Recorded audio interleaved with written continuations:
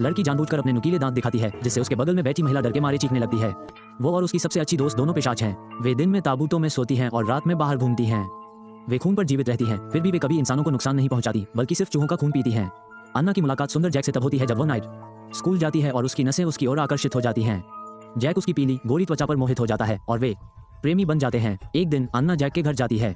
Jack के माता पिता अचानक घर आ जाते हैं।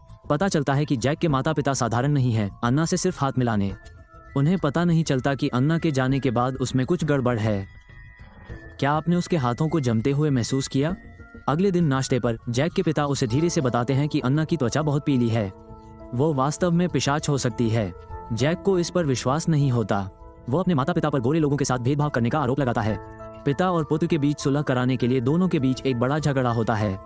जैक की मां अन्ना को घर आने का न्योता देती है। जब अन्ना को पता चलता है कि जैक के पिता को उसकी पीली त्वचा के कारण उस पर पिशाच होने का शक है, तो वो अपने पूरे शरीर पर टैनिंग लोशन लगा लेती है, लेकिन रंग गहरा होने के बजाय उसकी त्वचा और भी पीली हो जाती है। फिर वो धूप सेंकने की कोशिश करती है, लेकिन भूल जाती है कि पिशाचों को धूप में नहीं रखा जा सकता। आखिरकार वो एक योजना बनाती है। वो अपनी सबसे अच्छी दोस्त से अपने पूरे शरीर पर पेंट खुरचने के लिए कहती है। जैक दरवाजा खोलता है और पूरी तरह से हैरान रह जाता है। गोरी त्वचा वाली अन्ना एक काली औरत में बदल गई है। जैक इस पर ज्यादा ध्यान नहीं देता, लेकिन उसके पिता का शक और भी बढ़ जाता है। वो अन्ना को सूप पीने के लिए कहते हैं, लहसुन के रस से भरा सूप, जो पिशाचों को सबसे ज्यादा नापसंद होता है, और अजीब तरह से समझाती है कि सूप थोड़ा ज्यादा नमकीन है। लेकिन जैक के पिता फिर भी उसे नहीं छोड़ते।